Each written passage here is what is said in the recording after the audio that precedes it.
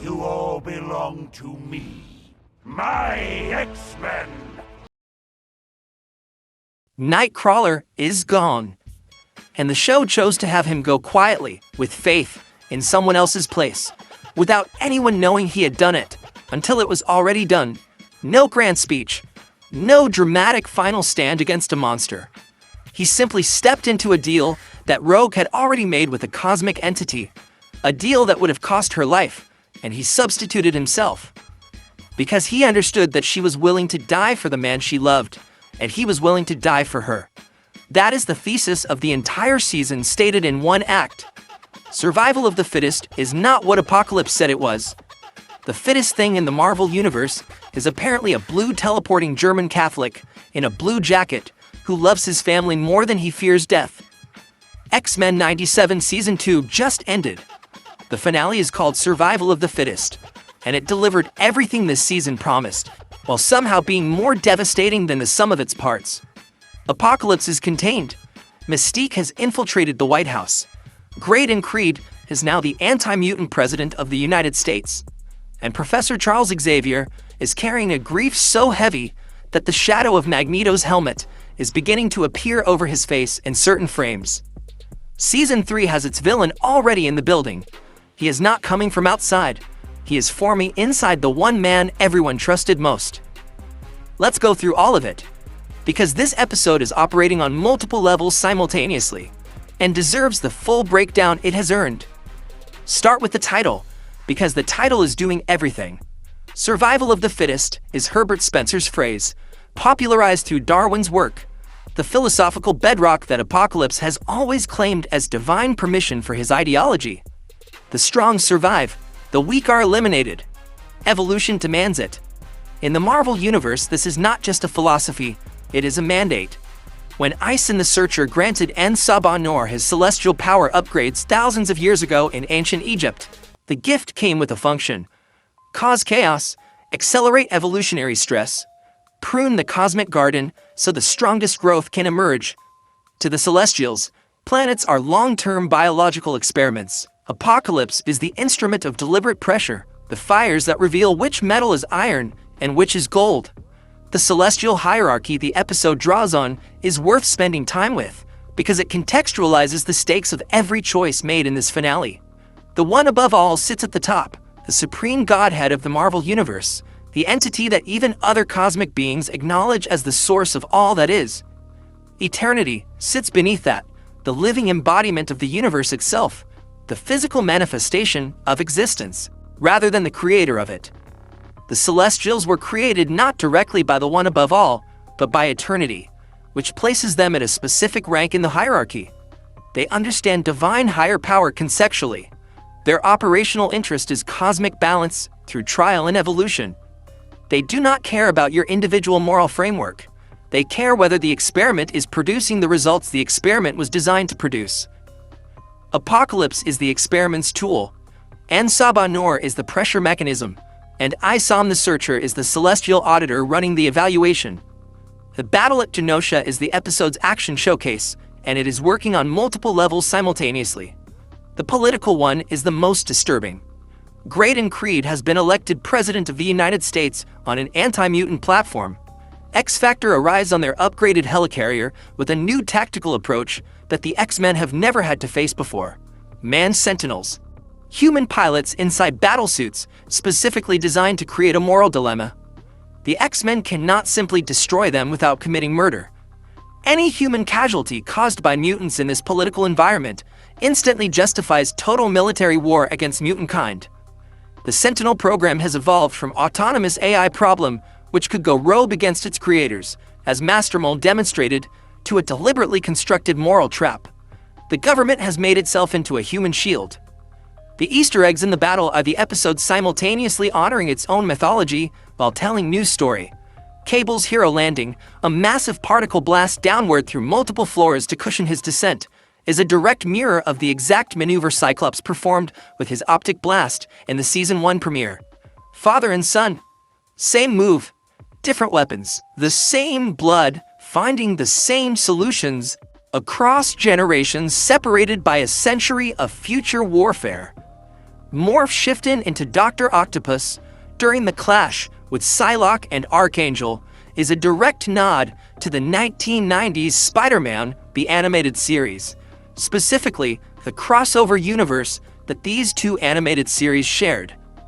Psylocke's psionic blade, failing to affect Wolverine, is both tactically coherent. Logan's mental state has been so thoroughly traumatized by decades of Weapon X conditioning that there is barely a clean signal to disrupt. And genuinely funny in the specific dark way this show earns its dark humor.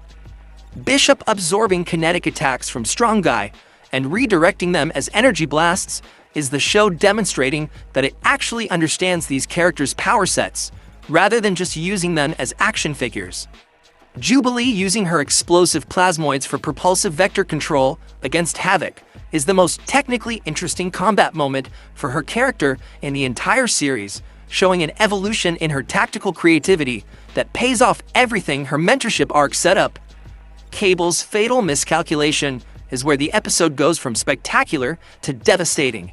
His entire mission this season was built on a singular belief: destroy Gambit's physical vessel, and Apocalypse dies with it.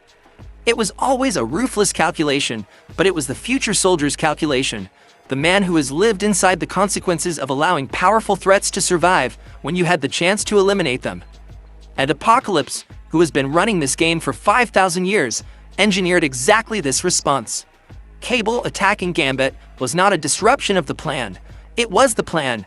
The trauma of the assault shatters Gambit's remaining mental resistance. Instead of destruction, it creates a vacuum that Apocalypse's consciousness floods. Combining his ancient celestial powers with Gambit's Horseman of Death transformation, the decay matrix, the kinetic rot, Apocalypse asserts telepathic control over every mutant on the battlefield simultaneously. He leaves Xavier conscious, specifically, deliberately, consciously leaves Xavier awake and aware while everyone else is trapped. Because Apocalypse does not simply want to win. He wants his oldest opponent to watch his dream die and understand that it was always going to end this way. Rogue's bargain with Ison the Searcher is where the episode earns every emotional dollar it has been depositing across 2 seasons of her relationship with Gambit. She goes directly to the cosmic entity. She refuses to accept that Remy LeBeau is lost, and she agrees to give her own life in exchange for the power to free him. The upgrade she receives: celestial rogue, star trailing, cosmic, descending on the battlefield with the specific visual grammar of a god choosing to care about something small, is one of the most spectacular single moments this animated series has produced. She shatters Apocalypse's mental dominance. She strips the entity out of Gambit. She traps Apocalypse's essence inside the containment blue gem. She does all of this knowing the price is her own existence. And then she is still alive, and she does not understand why until Beast comes to her holding Nightcrawler's prayer Bible. Kurt Wagner understood what Rogue had agreed to. He understood it, and he did not tell her. He stepped into her place in the cosmic deal and offered his own life to Ison instead. No announcement, no dramatic goodbye, no grand speech explaining his reasoning. He simply did it because he loved his sister, not biological sister, adopted sister, chosen family, more than he feared what it would cost him, and because he believed in the specific way that genuine faith believes things. That love of this kind is the most real and most powerful force in any universe the Celestials have ever seeded. His death is the direct counter-argument to everything Apocalypse has claimed the universe is. Survival of the fittest, the strong survive, the weak are eliminated, evolution is demonstrated through dominance. Nightcrawler dies, demonstrating that the fittest thing the X-Men produced this season is not optic blasts or celestial-level power upgrades or Cable's millennium-spanning tactical warfare. It is an act of love so complete that it gives its own life away without keeping score. The Celestials see planets as biological experiments. Nightcrawler's final act is apparently significant enough that he delivers a lesson to Ison the Searcher, an immortal cosmic entity responsible for seeding life across galaxies, about the power of faith and grace within finite mortal beings. An entity that has existed since before human civilization began, gets instructed on the nature of meaningful existence by a blue teleporting man who lived 40-something years and chose to spend the last event in someone else's place. The quiet moments at the mansion after the battle are the episode honoring the truth that this series has always understood about the X-Men. The spectacle is not the point. The family is the point. Jubilee taking on a mentorship role with Quentin Quire and a new generation of young mutants is the show's most explicit statement that the Xavier dream does not die with Nightcrawler. It gets handed to the next person who is willing to carry it. The romantic arc between Polaris and Bishop arriving at something like peace. Colossus painting alongside Illyana. Rogue finding the photograph of herself and Kurt tucked inside his Bible. These are the small true things that make the large dramatic things matter. The post-credits scene is where Season 3 announces its intentions with the specific confidence of a show that knows exactly what it is doing. Washington, D.C., a high-security office. Graydon Creed has won the presidency. A figure dressed as Dr. Valerie Cooper sits reviewing classified mutant dossiers. The real Valerie Cooper walks in. The figure reveals herself. Mystique double-taps the real Valerie Cooper and takes her place at the highest levels of the United States government. She is now inside the administration of the man who is her biological son, a son she abandoned, a son who built his entire political identity around hating what she is, a son who has no idea that the woman he trusts most in government is the mother he despises. The dossier Easter eggs of the show paying tribute to its own history. Randall C. for Randall Carpenter, the original animated Mystique voice actress. Rebecca R. for Rebecca Romaine. Jennifer L. for Jennifer Lawrence. Every actress who has played this character in any medium acknowledged in a classified government file that Mystique is browsing with the calm efficiency of a woman who has already won the room. Graydon Creed running an anti-mutant administration while his shape-shifting mutant mother controls his government from inside it is the most darkly comic and most genuinely disturbing political setup this show has produced. He will never know, not until it is too late. And then there is the Shadow. Professor Charles Xavier, carrying the weight of Nightcrawler's death, carrying the accumulated grief of a season that has taken more from him than any previous season, carrying the specific anguish of having watched his dream almost destroyed by the entity he has spent his entire life opposing. And in certain frames, in the moments of deepest grief and sharpest anger, the shadow of Magneto's helmet appears over Xavier's face.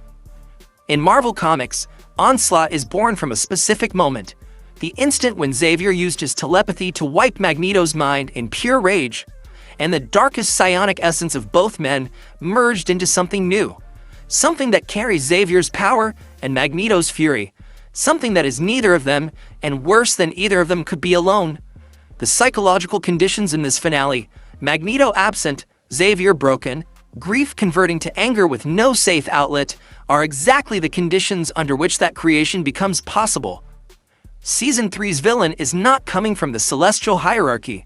He is not coming from the US government. He is forming inside Professor Charles Xavier right now, quietly, in the space between grief and rage, and by the time anyone recognizes what is happening, it will be too late to stop it. The fittest thing survived this season. Kurt Wagner proved it by choosing not to.